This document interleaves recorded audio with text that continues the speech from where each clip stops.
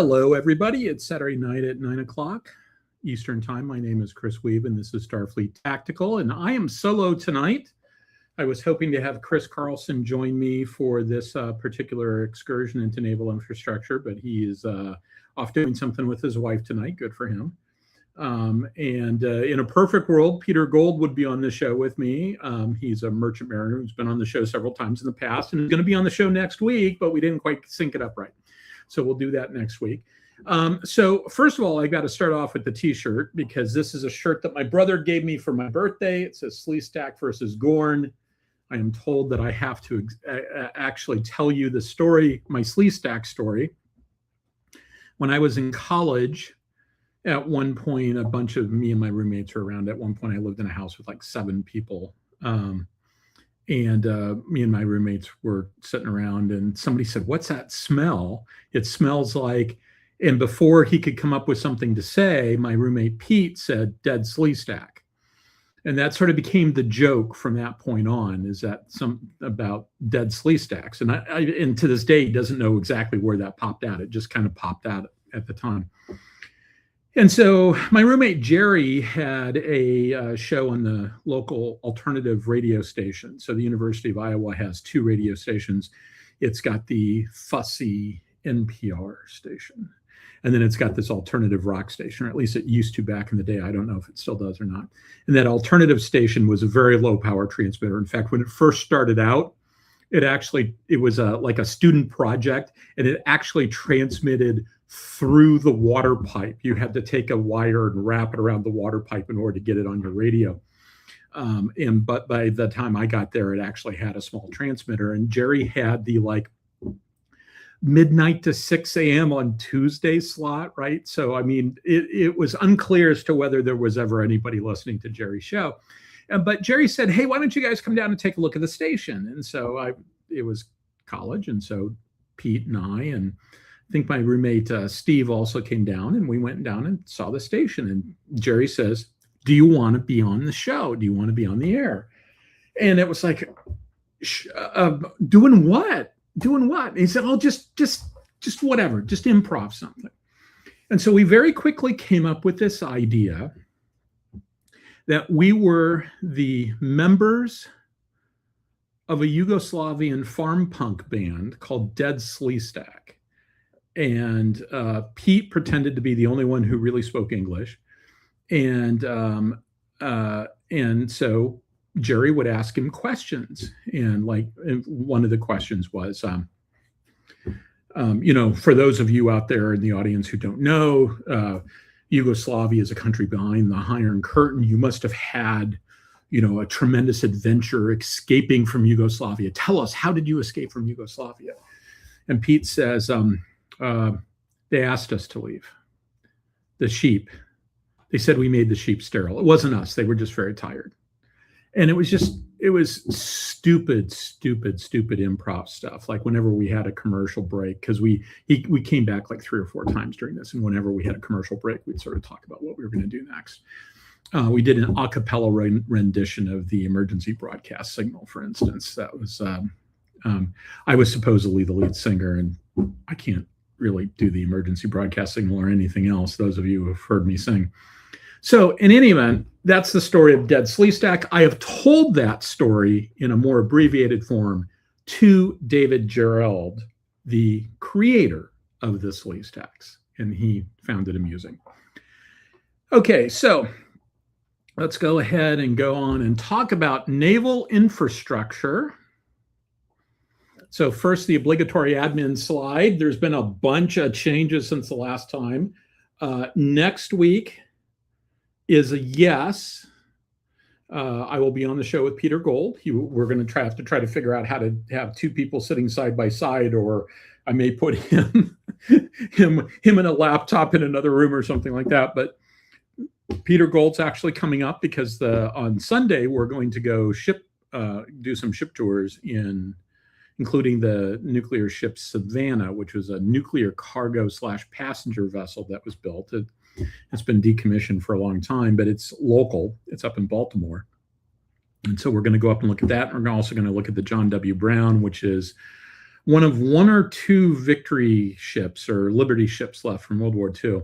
So we're going to go tour both of those with my friend Sean Barnett. And so I expect that we'll have lots of pictures. And I imagine that Pete will come back on the show at some point after that. And we'll talk about that. So he'll be on the show next week. We'll probably talk about this presentation and a few other things, and then we'll talk about some other things after that. And so on the 23rd of May, I will be unavailable, however, because I'm going to be in Norfolk. I'm going to be, I think I'm going to go down to Norfolk, although let me double check that. On second thought, I may actually be, because now that I think about it, I think I'm going down to Norfolk on Sunday, in which case I'd be available on Saturday. I'll double check my schedule. I want to say I thought there was some reason why I couldn't do the show, but I'll double check. The 30th of May continues to be a no because I'm going to be at Wonderfest. Hopefully Wright is on the show. I'm going to go see Wright. Yeah, Wright's on the show. So I'm going to go see Wright. And then the 6th of June is a maybe. Depends on a couple of things, because that's my last, right now, that's my last day that I will be available to do stuff before my brother DeLon gets to town, because the day after that, on the 8th, I'm currently scheduled to have surgery, and I will be hard down for 2 weeks. Is my expectation. And so I said probably no. The reason why it's probably no is because I'm probably having surgery on the 8th. If I knew for a fact that I was having surgery on the 8th, I'd say it was a definite no. And the reason why June 27th is probably is reply hazy, ask again later is at this point, I don't know. First of all, if I'm having surgery on the 8th, and second of all, what the recovery period is going to look like. They basically said you're going to be hard down for at least a week, maybe 2. And then after that, there's sort of a recovery period. And on the one hand, I'm relatively young for having the surgery I'm having. On the other hand, I'm not a spring chicken anymore. So for all the guys out there, Lissa's not here tonight. So for all the guys out there, which may be most of the group, get your prostate tested, do your blood work. If your doctor says he wants to do a PSA test, do a PSA test. It could be very important. Okay, so let's go ahead and go forward then. So here's the agenda for today. First, a little bit of an introduction. Talk one slide on historical ship construction, and then I'm going to go through and talk a little bit about real-world naval infrastructure. Canals, ports, naval bases, shipyards, and then a little bit of discussion about civilian versus military shipbuilding and how they're different. And then let's talk about Star Trek infrastructure, and I'm going to talk about space dock, shipyards, etc.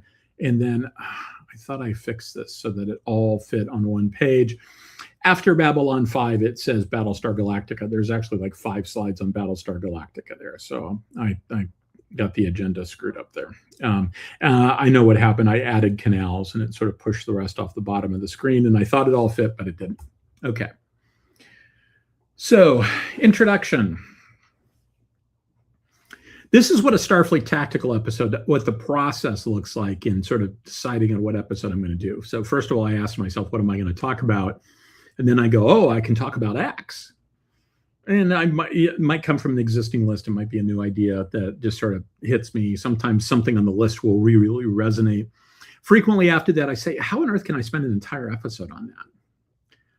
And then I'll say, I think I can get an episode out of it. In fact, yeah, I can get an entire episode out of it. Yeah, I can do that. And then it turns into tonight I begin a 12-part series on, because it always turns out that it's longer. The topics are always longer once I actually start putting them together. And this one is like that as well, is that it ended up being longer, and I'm actually kind of abbreviating a few things. And so as always, I reserve the right to come back and do this topic again. And I'm sure I will at some point, at least about parts of it, like the naval ship design part in particular, is something that I talk about in one way, shape, or form all the time. The alternative path is I'll think of something and I'll go, wow, that's really cool. And it becomes the thing, right? So like there's been a few, like when I did the Leif Erikson, if I remember correctly, the Leif Erikson was one where it's like, or certainly the data list was one where it's like, yeah, I'm going to do that, right? That's going to be the next show. That's going to be the next show. That sort of thing. And with, but I do want to say that for tonight's episode is kind of a combination of the two. I did go back to the list, but it just sort of jumped out at me. And I want to say, though, as always, I am not suggesting crudely running the real world through the science fiction converter.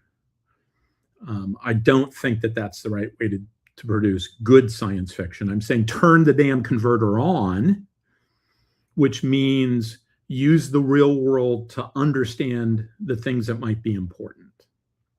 So, for instance, I'm going to talk about the difference between a quay and a wharf and a pier and a jetty. And I'm not saying that you need to have the equivalents of all of those, but I'm saying that, you know, there's certain attributes of them. And, you know, maybe some of those attributes might translate, right?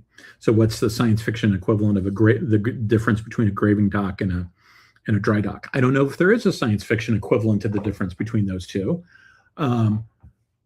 But, you know, we do see docks that are open to space and docks that are not closed to space, and there's probably different terminology for those. And so if you're designing science fiction, it makes sense to me that you would you would come up with different terminology to describe things like space dock versus that sort of skeletal structure you see around the Enterprise in Star Trek The Motion Picture. That all makes sense to me. Okay, so let's talk a little bit about historical ship construction. And the sources for this are Drakenfell. In fact, he was the one who inspired me. He did a thing where he's talking about how the British and the French had a problem when they started building pre-World War I capital ships, because their facilities just weren't big enough for those ships of that size. Like the French were launching into a river, and the river has to be deep enough, and it has to be wide enough that the momentum of the ship sliding off the slipway doesn't take it into the opposing bank. And I'll talk a little bit more about that stuff later, but the Drakenfell thing was a really big deal. Battleship New Jersey has a lot of stuff about how the New Jersey was built. And there's little things here and there, like I'm going to tell a story up above. I'm going to get to it in just a second. I'm going to tell a story that directly came out of the Battleship New Jersey, and when they were going through the plans and how they discovered the plans don't match what the ship actually has. And that's normal, actually. And then there's a book called Ships and Science, The Birth of Naval Architecture and the Scientific Revolution by Larry Fierro. He's a no longer practicing naval architect who got a PhD in the history of science. Truth in Advertising, I have not read the book.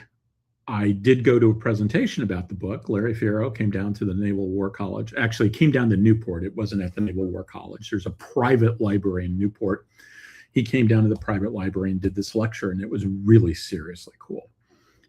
Where he talked about that. So, and I'm going to go jump right into that right now. So the way that ships used to be designed, the way that they used to be made back in the days of the age of sail, was that naval architecture as a discipline, as a science, did not exist. It wasn't engineering. It was more feel. Now, of course, there was engineering in that, and I'm sure they did some math on some stuff, etc. But it was more like an experienced shipwright knew what he was doing. And the good ones would make ships that were fast. But the problem was, you know, you could get two ships in the same class and they wouldn't be the same speed. They would be different, even though they were theoretically the same, but they weren't really the same because each one was sort of a handcrafted thing. And the plans that they would draw up were really just what the bow looked like, the bowsprit looked like, and the maidenhead at the front, you know, the sort of carved part at the front that usually looked like a woman in a toga or something like that. And then the back of the ship, the stern.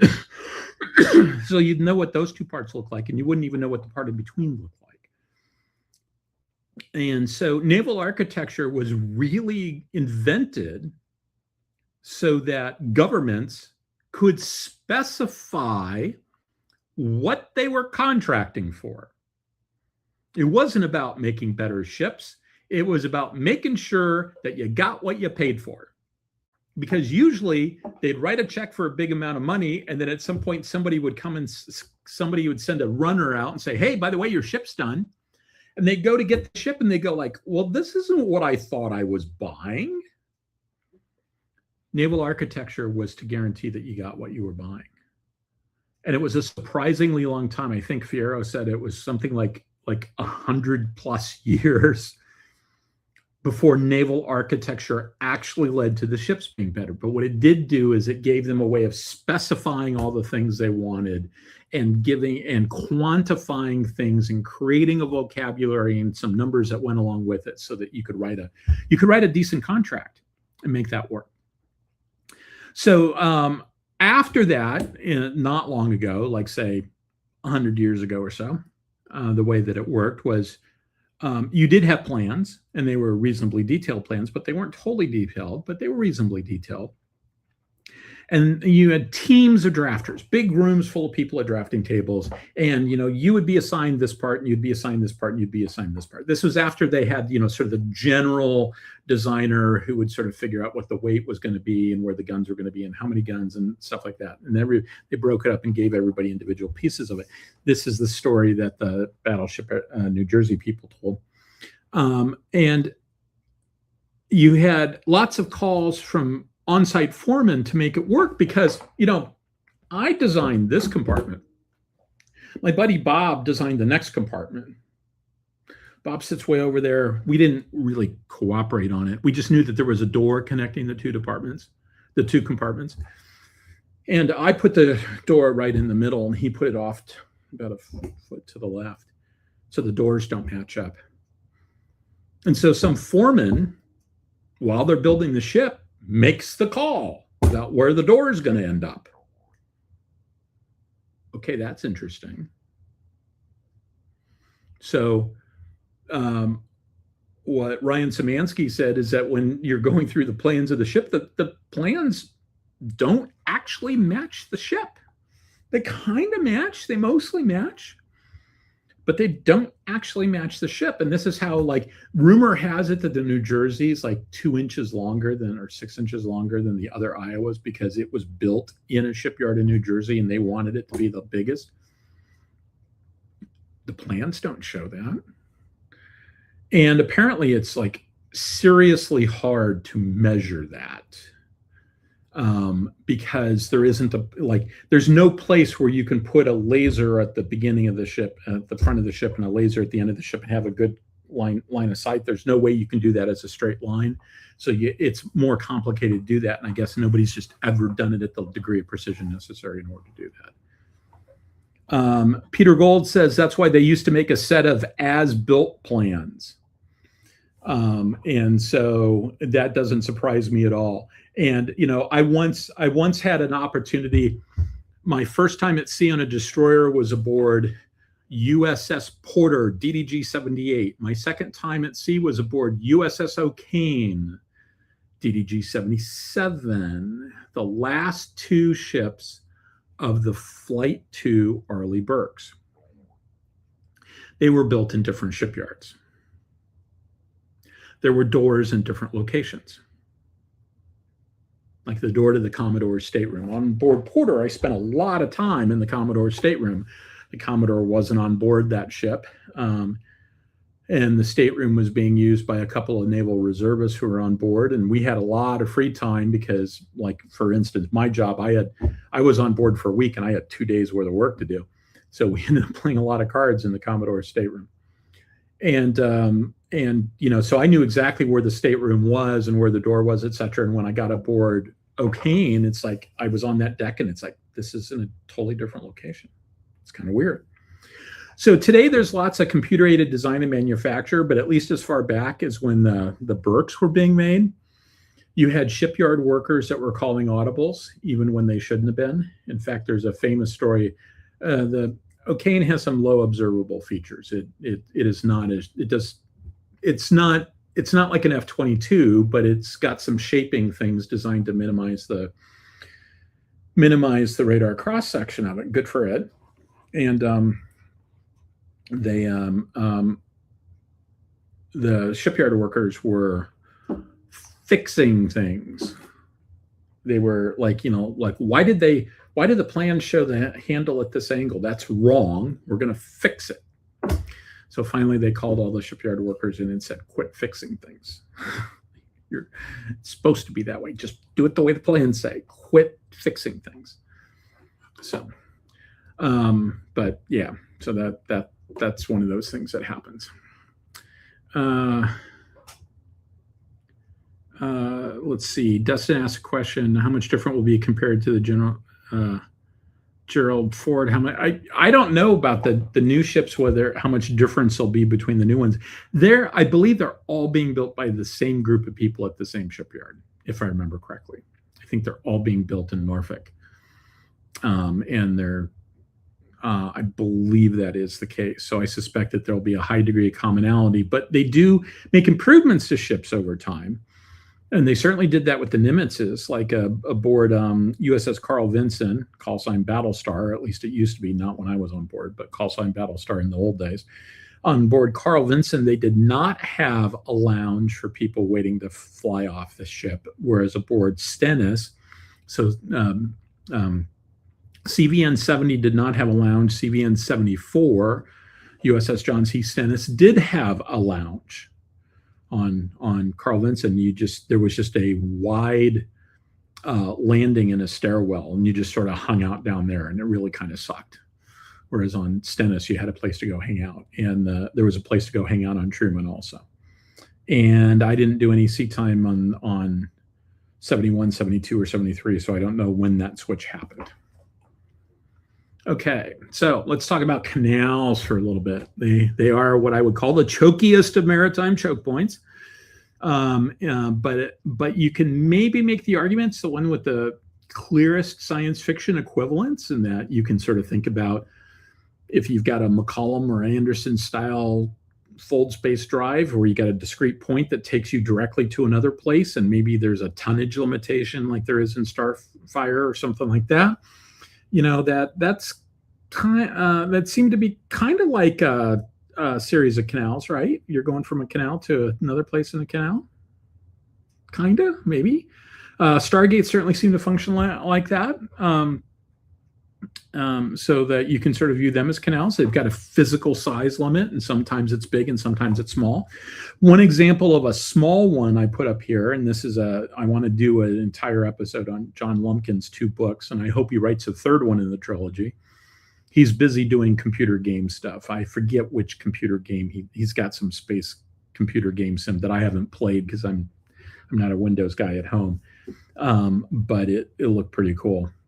But his book Through Struggle the Stars, and the sequel is called A Desert of Stars.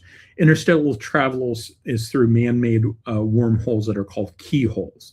And so what you do is you create both ends of the wormhole, and you keep one end in one system, and then the other end is carried to another system by an unmanned interstellar Bussard ramjet that then takes it to the other system. And then you start feeding mass through it to take this thing from the small pinprick.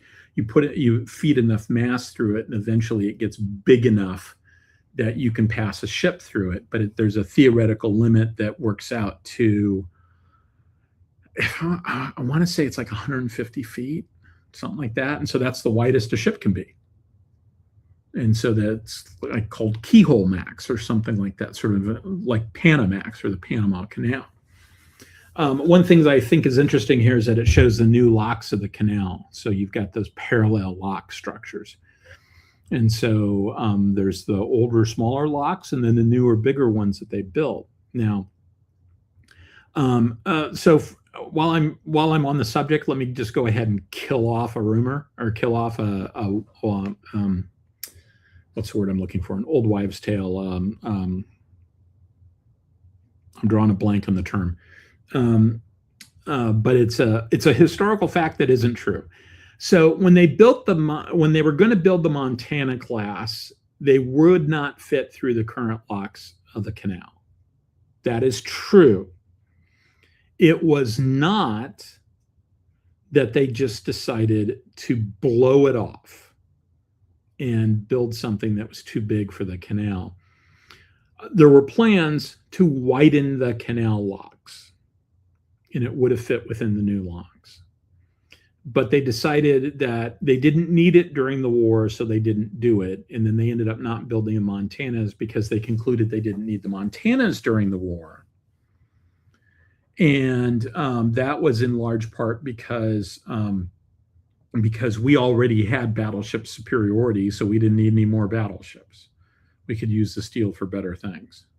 So let's see. Dustin says the St. Lawrence Seaway as a limitation, ship's length and draft also. Yeah, and that's true with a lot of these things, is that you can end up with lots of different limitations, and that certainly is the case of slipways. Like if you're, and I'm going to talk about that in the shipbuilding part, if you're dumping a ship out into a river, and it's coming down at an angle, especially, like it can only have so much draft to begin with, and then it's coming off the slipways. It's got some momentum and it's kind of heading downhill, so it's going to sort of dig in a little bit, and you got to be careful about that, because you might end up banging into the bottom, and that's not good. That's not good. And you can end up with that in really, really bad sea states, like storms, when you've got ships that are longer than the depth of the water. Right. In fact, one of the theories about the Edmund Fitzgerald is that she broke deep, which means she tilted down into a wave and started that downhill run into the wave and just kept going. And, if the water came in through, popped in through the bridge and any other openings that were potentially on the top of the ship, and she might have just kept going and had enough momentum. She was in water that was shallower than the length of the ship, and you can just find yourself in a situation where you hit the bottom and you're going pretty fast at that point. And the ship was snapped in two, which is not a good sign. When they found the wreck, it was snapped in two. Okay, moving on. Okay, so let's just talk about this real quick, and this is just sort of a thing that I think is kind of interesting. You got quays, you got wharfs, you got jetties, you got piers. So what do these things all mean? Well, quays and wharfs are parallel to the shore, whereas jetties and piers stick out. Wharfs and piers are built on piles. So, you see them there. They're poles put into the water. Whereas quays and jetties are built on fill. And so frequently a jetty is not something that you tie a ship up to. Frequently a jetty functions as a storm break, right? It's to keep calm water. It's to break the waves up.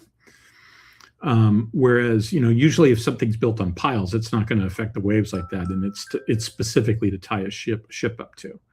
But you can have quays where you've got like if it's in rock and you've carved the rock so that you can get the ship close to it or something like that.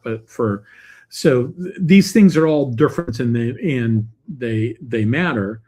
In terms of just, precision of language and sort of like how waves behave around them. Like waves that will go underneath a pier will bounce off of a jetty, right? A pier does not function as a wave break, whereas a jetty does. So if you're talking about orbit, like you got something in orbit, is there an equivalent of these things? Well, yeah, probably in some way, shape, or form. There's, these in general, because they give you, they serve a function of allowing you to moor the ship. They give you access to the ship. They give you protection to the ship. Like if you're on the leeward side, you're away from the waves. And there's probably equivalents of that you could have in space. And I could even see them borrowing the names in some circumstances. But you've got, when you run it through the science fiction converter, you can come up with some stuff there. Okay, so here's an example of a harbor. And so a harbor, you can have natural harbors, you can have artificial harbors, but a harbor is a general area. a lot of people are sloppy in their usage. Like some people talk about harbors when they really mean a terminal or something like that, or they really mean a port. Like a port is a geographic and administrative area, and a terminal is a specific operational area within that geographic and administrative area. So you might have the port of Baltimore, but within it, you'll have like the passenger terminal, or you'll have the fuel terminal, or there might be the railroad terminal where like cars will unload from car carrier ships and stuff, and things like that. You generally have an approach that's a dredge channel, and you're coming in, and you've got an area where you stop and they turn the ship. At this point, there are tugs involved, and then they take you into your berthing space, and that berthing space can be a pier, it can be a breakwater was the word I was looking for before. It can be a key, it can be any of those things, and you can see there's examples of those things there. And you've got a dry dock there. I said on that it looks like a graving dock. It could be a dry dock. It sort of depends. Dry docks are structures that are sort of like in the water, and they let you pump all the water out. They've got doors and they let you pump it all out. Graving docks are more built into the land. It's sort of like you scoop out an area of land and you go into the land. You've generally got land on the side there. And so I said that looks like a dry dock because it looks like they extended it in. If it had been like right above where it says break bulk terminal, or over to the left there, if there had been doors there, you could have turned that into a dry dock. And that's something that is an artificial structure that is sticking out. There's a lot of infrastructure that's not being shown here. Like you get railroad lines, but there's all sorts of probably warehouses and railroad unloading areas and loading areas and stuff like that. There's a lot more stuff there that you don't necessarily see. In fact, I would specifically say don't ignore the railroad, because the railroad is frequently the key to making all this stuff work, especially if you're a freight terminal, which is what most ports are, is that they have a freight terminal. And so the freight terminal is all about the railroad being able to get stuff in and out. There's trucks too, but a lot of times the containers get pulled off the ship, put on a truck that carries them to a place where they're put on a train.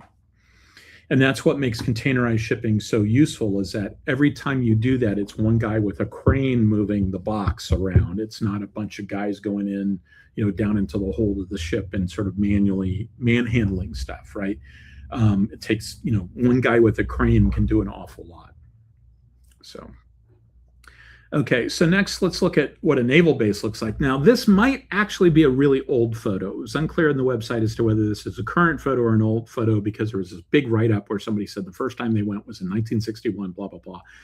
And I wasn't quite able to figure out whether this was old or new.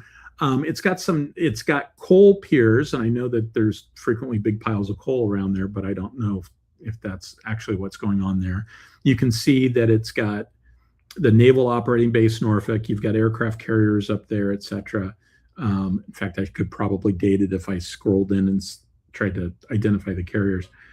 You've got the Naval Air Station Norfolk, and you can see the runways there. So that's where they fly E-2s out to do protection from the base, and where planes can land and stuff like that. Like if they've got ships out at sea, they can land there. The carrier on board delivery aircraft can land there. I don't know if there's actually pointy nose stuff that's stationed there or not, or whether it's stationed someplace else. I didn't really pay a lot of attention to the airplanes when I was doing carrier stuff. These things change over time. You build new piers. Sometimes you even build new land to put your facilities on. Note that while they can fuel in port, but they usually don't. At least they didn't 20 years ago when I was doing this stuff. And that's because if you're doing stuff in port, you have to put booms out to contain a spill, and you got to do this, and there's environmental regulations, a lot of paperwork, et cetera, et cetera. And it's a lot easier just to make sure that the last thing you do before you come in, when you've been at sea, the last thing you do before you come in is you do an underway replenishment. And hey, you're going to do underway replenishments all the time, and it's good to keep people trained in how to do that. So as much as anything, it's a training evolution, right? So everybody gets to punch their call card and to add another one to the total underway replenishments they've done. So they do all that stuff out at sea when they possibly can. They don't like feeling important. They also don't handle weapons here. They do that up at Naval Weapons Station Yorktown, which is about 15 miles away. It is above all of this stuff. Up start going up one of the rivers, I think it is, and it's up before it narrows too much. And that's where they do weapons loading and offloading. And I've never seen any of that stuff. I've never seen that. There's other stuff there that's sort of farther out, naval support activity stuff. So like the intel guys and the METOC guys, and there's all sorts of different people that are there that they put on the naval base or near the naval base because they're supporting these activities. And back in the old days, you would have had defensive forts on the approaches. That's one of the reasons why, if you go south of DC along the Potomac, where the Potomac starts broadening out, there are forts down there. And there used to be a lot more of them, but there's one left that's a federal park, I think. It's either federal or state park, but Fort Washington is down there, and you can see where they had the original installation, and then as late as World War I or World War II, it actually had disappearing guns. They'd fire and then they'd retreat back down. And so that's how you would defend these things. These days, you of course defend with airplanes as a general rule, and each base is responsible for defending itself. So that's why you've got Naval Air Station Norfolk there, because there's an E-2 that's constantly flying that is tracking the pattern, tracking the airplanes in the area.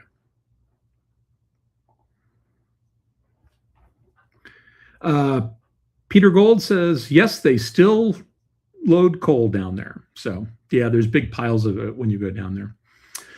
So what does the naval base provide? Okay, it provides berthing for the crew in the ship. They talk about it's mooring for the ship, but they talk about a ship having a berth. But the crew can get off the ship and go into barracks, or maybe they live nearby, but it gives them a place to go to. It allows you to resupply the ship. It's certainly a lot easier than trying to trek everything out on a boat. It's a lot easier to just drive up next to it in a pickup truck or whatever sort of truck you need and load it on board the ship. There's repair and maintenance capability there, and so. Repair, you can go into the dry dock if you need to, and they can do big sort of stuff there, or you can just do pier side maintenance. You can paint the ship, you can do stuff like that. You've got crew accommodations ashore. I guess that's the same as berthing. You've got protection for the ship because in port, now this is not really true in an era of nuclear weapons, but it used to be that if you were in port, you were safe. You were behind the guns. Nelson famously said, a ship's a fool that fights a fort. And so you're behind the guns of the forts that are protecting the base, and you're safe at that point. That isn't as true anymore with nuclear weapons and stuff. But you do have air cover when you're in port. And you've got specialized gear like training facilities and stuff. Frequently there's schools ashore, and you put those things there. If you think there's going to be a bunch of people from an aircraft carrier, hey, you put it next to where the aircraft carrier is rather than having to ship these people around.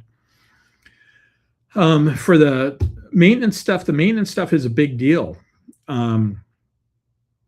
Just dry docks in general at naval bases are a big deal because historically you want to be able to do maintenance, and like the Brits ran into problems where the ships got big enough that like Gibraltar didn't have a dry dock that was big enough for the biggest of the ships they had. And Malta and Singapore had the same problem. They just outgrew their stuff. Now it's helped out these days that ships as a general rule have gotten smaller, believe it or not.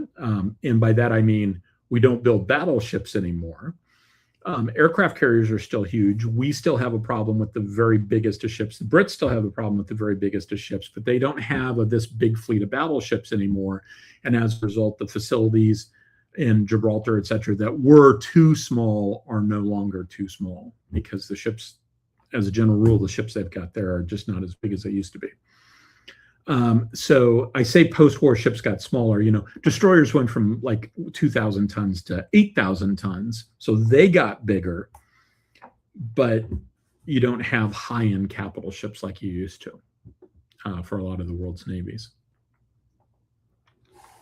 Okay, so let's take a look at what a shipyard looks like. This is a relatively small one. This is the Pacific Shipyards International. It's the largest shipyard in Washington State, I think it is, but it's not that big as these things go. It says it's got a 7,500 ton dry dock, and you can see all the different things here, like special projects and composite shop. So it's got workshops ashore that can do stuff. It's got all sorts of production facilities. It's got purchasing offices. It's got warehouses. It's got a tool room. So that if you need a specific tool, I need a left-handed spanner, and yeah, I don't have one. You can go get the special tools, and you've got ability to dispose of hazmat and all that other stuff. And naval bases have a lot of this stuff too, as a general rule, but shipyards have it. And they're, I know that Chris Carlson talked about how he had some asthma issues when he was in the Navy, and they sent him to the shipyard. And when his doctor found out, the doctor said, "Are they insane?" A shipyard's the absolute worst place to send somebody with asthma, because it's just all full of junk in the air and stuff like that. At which point they yanked him out of the shipyard. But there's probably a railroad coming in here that's not actually marked, because that's how you bring in big loads of steel and stuff like that. And I talked about some of this stuff before, but if you're launching a ship, you got to have enough space to launch it in, and you got to have enough water depth underneath the keel. And if you're in a river, you got to be able to rent it out to the other side. There was at least one slipway that was built in that the Brits had. I think it was one that Hood was built on. It just happened to line up with this estuary of the river, and so it had enough room to come out and go up the river. Well, okay, that's all well and good, but that only gives you one slipway to do that in. And if you want to build a lot of stuff, then where do you build it, right? Like, say I want to build 5 capital ships there, and now I have to build them serially if I've only got one slipway that has that capability to do it. Maybe I can't even do it here, and I just have to build a new shipyard. Maybe all of my shipyards have problems like this, and it's going to affect the design. I mean, like the Dutch ships, the back in the age of sail, Dutch ships were shallow draft ships because they just didn't have a whole lot of water depth in their harbors. They were shallow draft. And that led to things about how big they can make them and what their seakeeping capabilities were, et cetera, et cetera. So you've got to pay attention to all this stuff. And over time, you can find yourself in a situation where you're kind of boxed in. And okay, let's just assume for a second, I got plenty of water. I got plenty of water depth. I got plenty of width. I've got everything I need in the water. But I've still got a shipyard that's got a slipway that's too small. Well, okay, I'll just make the slipway bigger.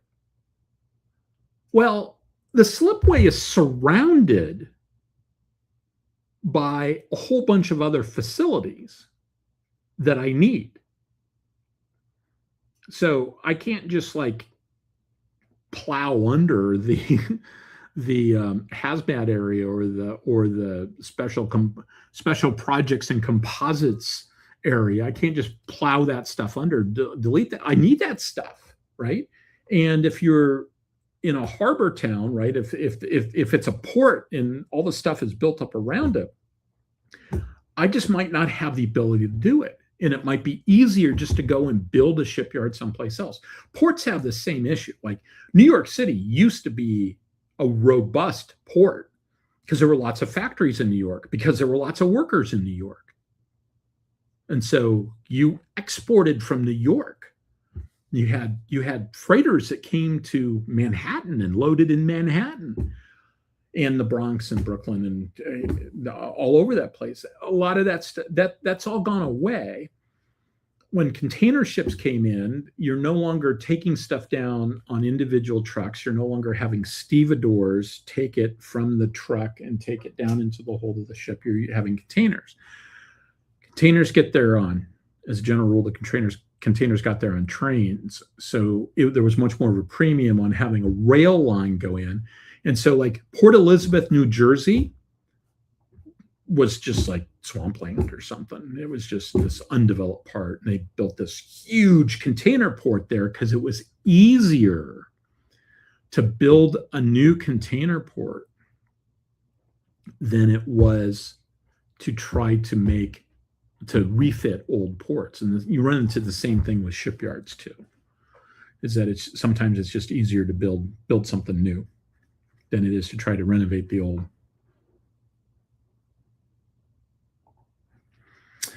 Okay, so let's talk about the difference between civilian and military shipbuilding. Civilian and military ships are built to different standards, at least in the United States. That is less true overseas. I believe Japanese ships, for instance, Japanese warships are largely built to civilian standards. But we're very picky about how we build ships. They're governed by different governing bodies, different standards, different books that they grade you on. The construction techniques are frequently different, in addition to, like, it's not just that, we build more robustly, but you have different requirements in terms of how you build stuff. And a large part of that's because of damage control standards lead to things like compartmentalization. And for instance, on a US Navy warship, you've got something called the damage control deck. And the idea is that you can have any two adjacent spaces below the damage control deck can be flooded, and the ship will not sink so low that the damage control deck will flood. And part of the way you do that is below the damage control deck, there are no penetrations between the spaces. There's no watertight doors or anything. If you want to get from compartment A to compartment B, you go up and over and down. Frequently in commercial ships, there's a watertight door. Well, it's a watertight door, so that's okay, right? Well, yeah, when you haven't taken a missile hit or haven't taken a torpedo hit or had something else happen that caused your door to twist and spring. So watertight doors are only watertight when they're undamaged. When they're damaged, they're frequently not watertight. And so the idea is that you've got different requirements, and also things like how many can you have two machinery spaces next to each other, like two engine rooms next to each other. All these different requirements, the Navy has these very specific requirements that they have to meet. And the skill sets in order to do this stuff are different.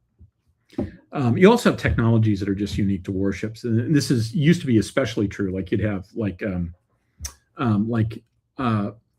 large optics, gunnery computers, not a whole lot of civilian call for gunnery computers, stuff like that. So a lot of times you hear people say like, well, why can't we just have the Koreans build warships for us?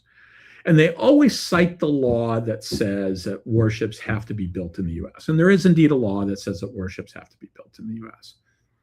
But it's more than that. It's about standards. Korean ships are built to something that's a lot closer to commercial standards. They may actually be commercial standards. They've got Aegis, they've got missiles, they've got Mark 41 launchers, they have all that stuff. But the ships themselves are not as tough. Now, if Chris Carlson were here, he'd probably be saying, hey, look, the missile hit's going to be so damaging, it's going to sink you regardless. And so whether the missile does twice as much damage to sink you as it needs to sink you, or only 1.5 times as much damage as it needs to sink you, it's still going to sink you. My response to that is an extreme example. There's lots of things that do damage at a lower level than a direct hit from an anti-ship missile. And at some point you run into this was survivable if it was a US ship, and it's not survivable in the circumstances.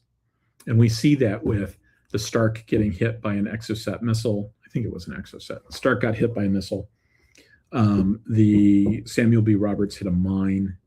You see this with things like that, where we were able to bring the ship back because they were built in military standards, and if they'd been built to civilian standards, I don't know if they could be. So I'm skeptical about any plan to buy U.S. ships from a foreign supplier, in part because I think it would be just such a huge cultural shift. In fact, that's a large part of what happened with the Constellation class frigate. Was that a large part of the design changes was toughening it up to make it built to U.S. Navy standards as opposed to Italian Navy standards. And so those are an issue. Stuff like that's an issue. Okay, so let's talk about Star Trek.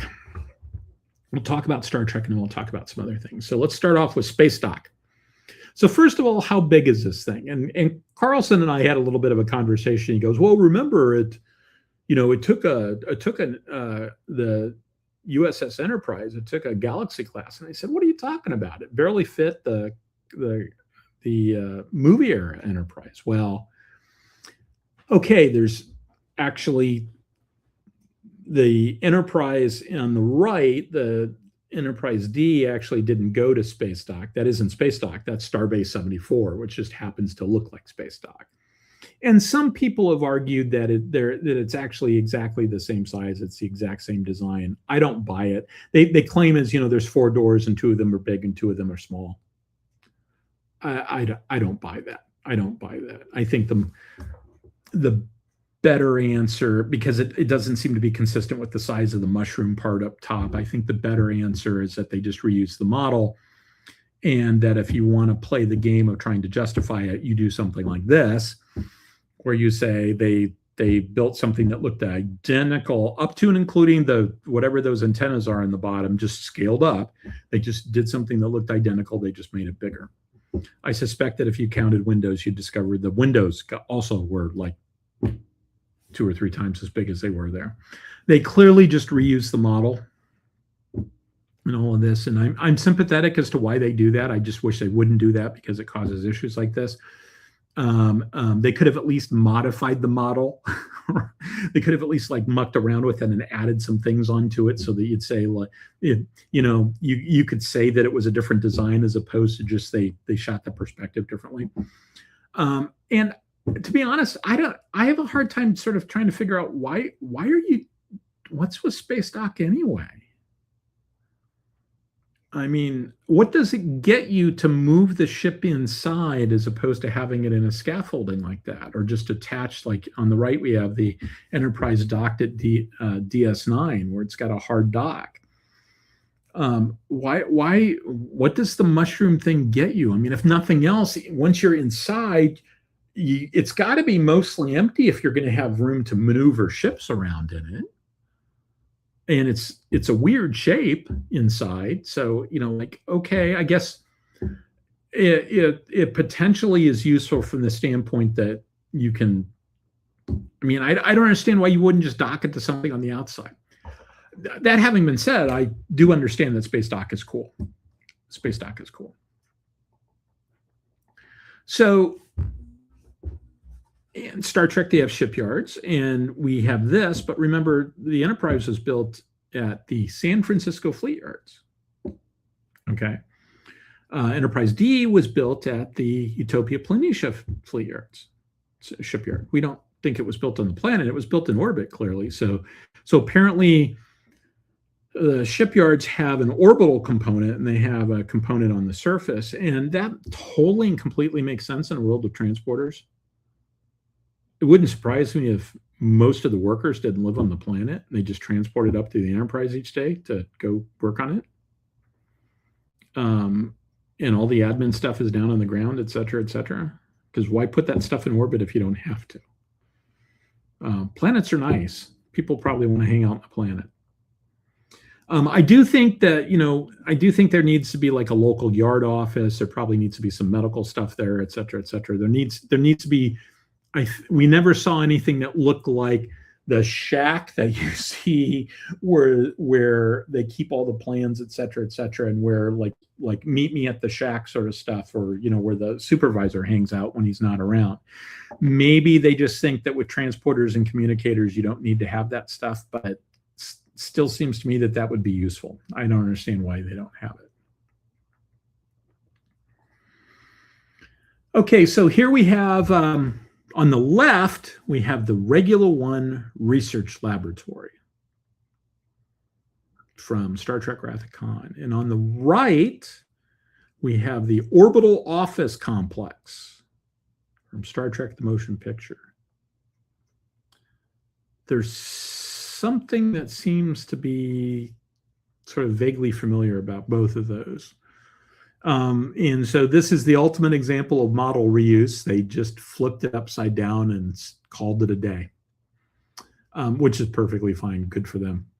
I think actually that kind of works in a lot of ways. Kind of wish they'd done that with Space Dock, if you're going to reuse it like that.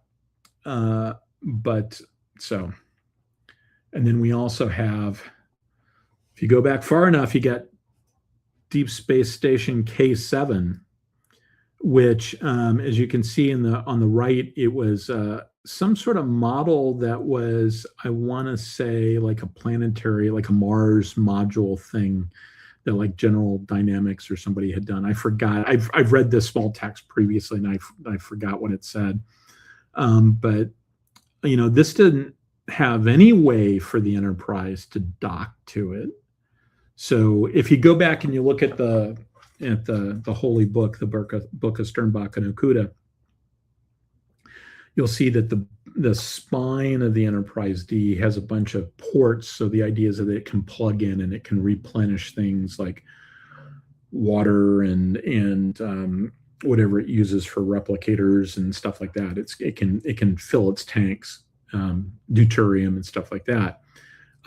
This doesn't seem to have any support facilities for a ship as big as the Enterprise. It's got what appears to be like a little shuttle hangar bay, probably for whatever they local in-system support craft, but it doesn't have anything that it can actually attach to. And I don't think we've got a full explanation of exactly how many of these there were, presumably at least 7, and what exactly they were doing. So I don't remember seeing something like that. I didn't have time to go look for it. Okay, so Babylon 5. So here, Babylon 5, there's I don't think there's anything that's an authoritative blueprint, but you got lots of unauthoritative ones, and this one has a little bit of detail on the docking bays up front. So you clearly have some docking, the ability to dock ships. So there's a port there in that big ball in the end, and there's a discussion about elevators that move ships around and stuff like that. It seems to me that it kind of limits you to smaller stuff. I could see a situation where you've got that 0G docking bay and those forks stick out. They're like 1 kilometer long. I would think that you could dock something big there. I don't think we've ever seen anything big actually attached to it.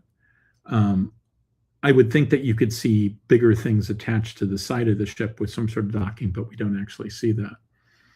But there's clearly a lot of opportunity there because it's so big, and you've got something labeled in this one. Now, it's not labeled that in the other different schematics, et cetera, but it's labeled construction facilities. Construction of what? It's just labeled like 0G storage in some of the other ones, but those are actually pretty good size. If you think that the cylinder is 5 miles long, and that's what one of the estimates is that the rotating part of the cylinder there, the hab zone, is actually 5 miles long. Those are pretty good sized things in and of themselves. So let's talk about Battlestar Galactica, and specifically, let's start off with the Scorpion fleet yards from Razor. So we see if you go to the BSG wiki on fandom, there's extensive pre-production art that's there. And in Battlestar Galactica, I think we only see 3 stations. We see the Ragnar anchorage, we see the treaty station at the very, very, very beginning of the miniseries. So the beginning of the miniseries and the end of the miniseries, we see stuff. And then we see the Scorpion fleet shipyards. And I love this schematic, and it shows you that how everything is sort of set up. Now, I think this would have tremendous there would be vectors all over the place. It would want to sort of twist itself apart, just because it's in orbit and it's falling doesn't mean that gravity isn't affecting it. Like gravity affects the space station, so the space station stays, or the International Space Station stays oriented towards the Earth, sort of hanging down, and that's because of the gravitational effects. It's in microgravity, it's not in no gravity. And so I would think that this would sort of get twisted around, but okay, I'll press the I believe button on this. And you can see it's basically kind of like a port, and it's got different little areas, and you see why the battle stars have that hammerhead, and the idea is that they sort of plug in to the fleet yard, which gives them the ability to sort of have umbilicals and stuff like that. And you, unfortunately, there's some screen captures of that, but it's they're all very, very dark. And so I didn't actually include, there was one that sort of shows the mechanism, and I couldn't really make head nor tail of it because it was so dark, so I didn't include it here. But you do have things like this. So we've got a concept art, and you can see that there's stuff laid out on the docks, quote unquote, ready to be loaded on board. There's like a train. If you look there's that cluster in the lower left, and if you look over, you can see there's a little dot with a bunch of stuff behind it. That's a train. And then you go back a little bit, there's another train. So they're moving stuff around with a train, and we'll take a closer look at the train in just a moment. They're moving stuff around this dockyard. That's how they do that. That's pretty cool. This is the Pegasus before she jumps out when she's under attack, and you can see that there's a big doors in the side of her flight pod there, where you've got stuff sort of laying there ready to leave, and then there's a dock area right immediately next to it, and you've got stuff laid out. I assume they're using magnetic grapples to hold it in place. I don't know why you would move stuff out unless they were doing work in the bay and they just wanted to get stuff out of the way. Usually the way the US Navy does it is you fly everything off the carrier, and they've got a separate base that's their home base other than just the carrier, because carriers sometimes go into the yard and they need to do maintenance ashore, and they need to have admin stuff ashore, et cetera, et cetera. So there's a home base that they go to when they're not deployed, and they hang out there. And so this does not. So it makes me wonder if they do that here, whether there's a place where the squadron goes and hangs out, or whether they specifically stay on board the ship all the time, and they've just sort of offloaded stuff temporarily. I don't know. We never found that out. Okay, I said they talked about trains, so here's some production art for the train, and the idea is that train can either be above or below the either side, so it can access doors, I guess, on either side of the ship, and it does that by it can turn upside down, and so it's got a ring that will spin it around just like a regular train turntable, but it'll also roll it 180 degrees if it needs to do an underside track. And it said something about when it does that, the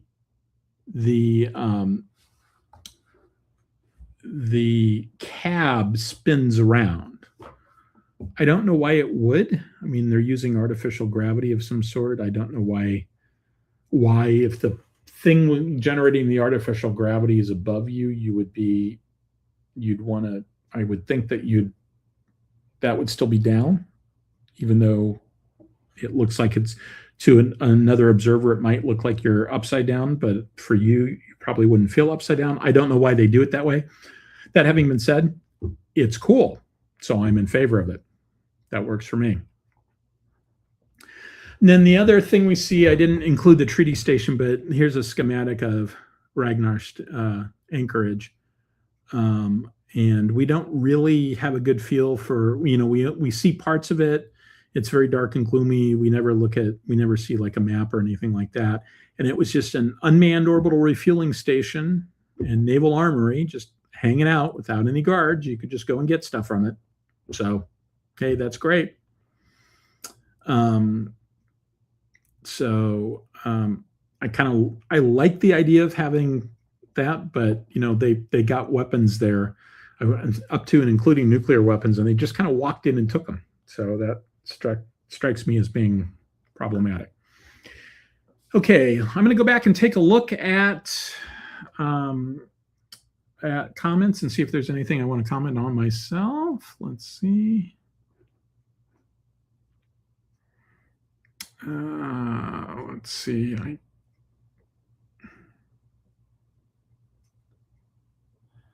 Lots of good evenings.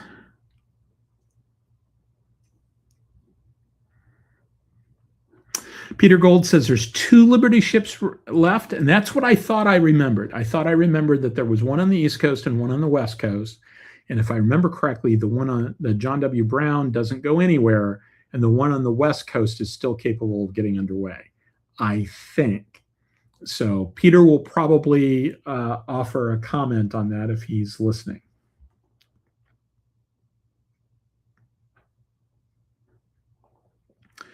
So Dustin says, wonder what the Ares, USS Ares 1650, is that the number for the Ares from Axanar?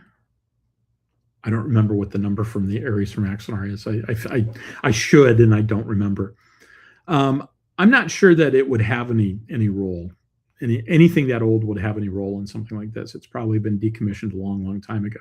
Although it's worth pointing out, Starfleet keeps ships around for a long period of time because, like I've said in the past, they've got this interesting problem in that their area of that they're interested in is constantly getting bigger. And I think that they just basically keep moving the ship down the ladder, and because like we see Excelsiors that are basically used as doing the mail run out to Enterprise, right? Used to be a frontline warship total thing, totally an explorer, just like the Enterprise D is now, and it's just basically being used as a support role.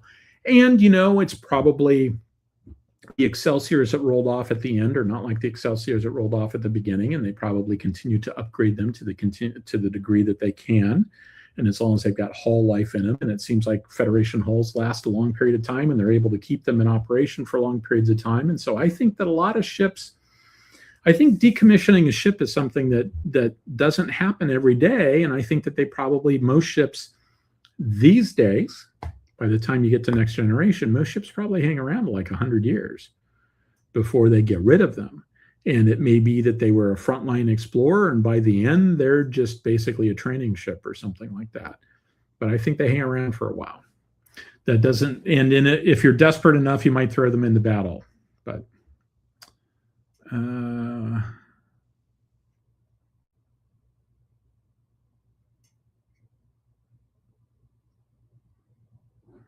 so for one of these things, it said it was a Star Trek mod for Stellaris. I think I pulled everything that I can't remember where I pulled Star Trek ships off of. I think for some of that, I thought for all the Enterprise stuff, for all the Star Trek stuff, I thought I was getting screen captures from actual products. Like for this sort of thing, I try to get clips that are from the movies or the TV show, unless I know exactly who did it and I can give them credit for it. As a general rule, I don't just pull something off of like DeviantArt or something like that. If I do, and I'll give people credit for it, because Paramount isn't going to care. But Bob from DeviantArt might care, and I don't want to piss Bob off.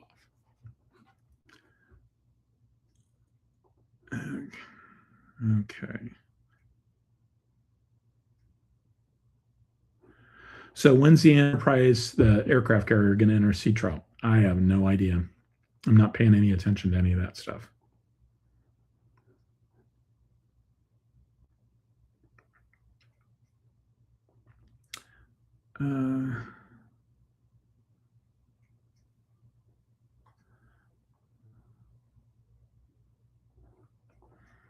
So Peter says, bulk terminal is the most dependent on the railroad. Think the coal piers in Norfolk. Yeah. Yeah. I mean, I like the passenger terminal is not as dependent on the railroad. They still have to load food and stuff like that, but they're not loading like big things. And so a lot of that stuff is just going to come in on trucks.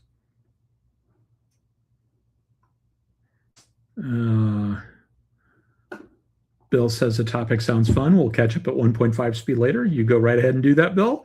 So Bill's somebody I know from science fiction conventions in the Boston area, which I haven't been to in forever and ever and ever, and I need to get back. But he used to run something called MaltCon, where if you've got more of a taste for malt whiskey than I do, you stop by and visit Bill at one of these cons. I'm kind of in the pearls before swine category on that stuff, but that's great. Let's see.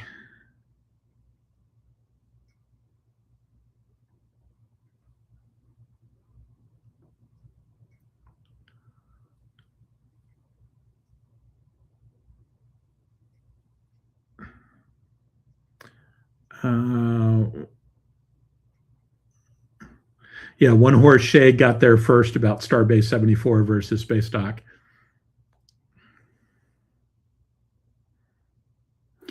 Randall Wong points out that the reason you have Space Dock is to protect the ship from the rain. That is an interesting theory. I will do some research. One Horse Shay says, isn't the yard office the station Kirk beamed up to where Scotty was waiting for him? I would have thought there would have been something.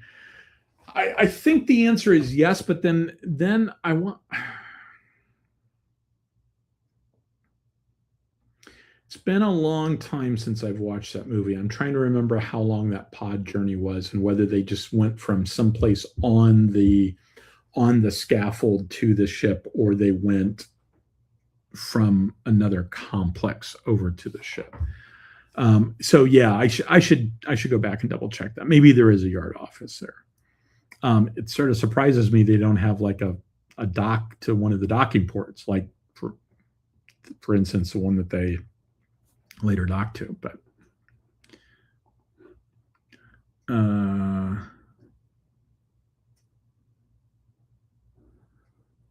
Patrick Ross says that I flipped them, that regular one was on the right. Okay, I'm going to go back.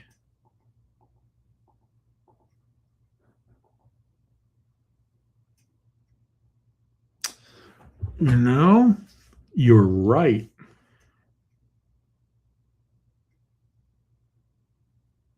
You're right. I did flip them. Actually, I think I didn't flip them. I think that's one image, not two, that's been put together, and it had a caption. And I think the answer is I just didn't critically think about the caption I was getting, because I think I used the exact same directions as the caption. But I'm going to go look that up after the show's done.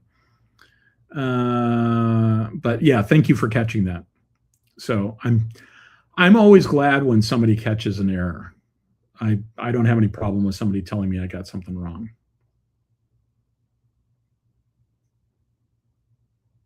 Yeah, Olive says, guessing the battle stars don't need extra protection because they're like all armor. That's a good point. But you know, if they cannot take a ship hit on their armor, they probably want to.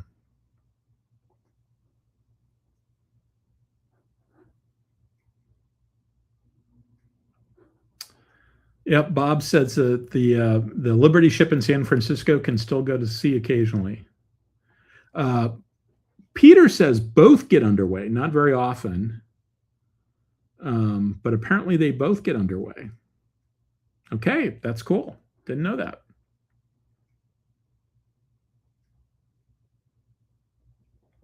One Horse Shay points out Excelsiors held their own during the war. That's true. And Dustin points out during the Dominion War, the Starfleet would be very desperate for any ship with warp engine, warp cores. And yeah, they're not going to send ships that are just going to get blown up, though. Right? I mean, there is a certain minimum, right? We didn't send biplanes up to, to fight the Iranians. So,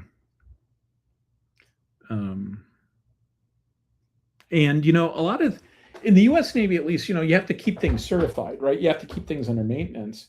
For instance, you can't just. That's why with the frigates, the Oliver Hazard Perry class frigates, they removed the guns. They didn't just stop maintaining them. They said, we're not going to use them, so they pulled them off because they didn't want a broken thing there. And so they decommissioned the guns. I'm sorry, not the guns, the missile launcher. They only had the guns left. And the towed array and the torpedo tubes and stuff like that.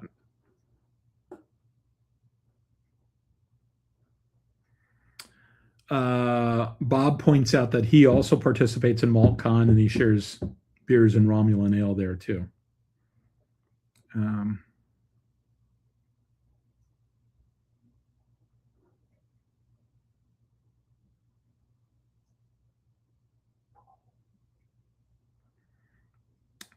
Let's see.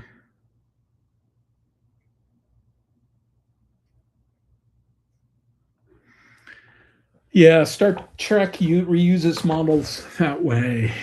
They reuse stuff all the time. So, okay, I think that's it. So let me go back to here. So as always, so first of all, let's go back and talk a little bit about next show. Next show, Peter Gold is going to be on with me. Maybe I'll be sitting over here and he'll be sitting there, and we'll just sort of both try to squeeze in. But he's going to be on the show with me. We'll probably talk about some of this stuff again. We'll talk about what he's been up to. We'll talk about whatever comes to mind. I haven't thought exactly about what we're going to discuss, but we've got plenty of things that we can discuss. And then things get kind of wonky for a while. Maybe, and by next week I'll have a much better idea because I see my doctor on Thursday, and I'll find out whether the original schedule that he proposed is the schedule we're going with. There's some other machinations taking place. Basically, we were trying to get me into a study because, hey, let's do some science, right? If we can't do any science as part of the surgery, then then I have to do this immediately sort of falls by the wayside. And so I'd still want to get it over with. From a work perspective, it's actually a really good time to do this. But, still trying to figure this stuff out. So, but with that in mind, I am, of course, always incredibly pleased that people are willing to come and spend their Saturday evening listening to me talk about science fiction and Star Trek and the real world Navy and all the other stuff that's out there. So thank you very much, everybody. And I'll see you all next week along with Peter Gold. Bye.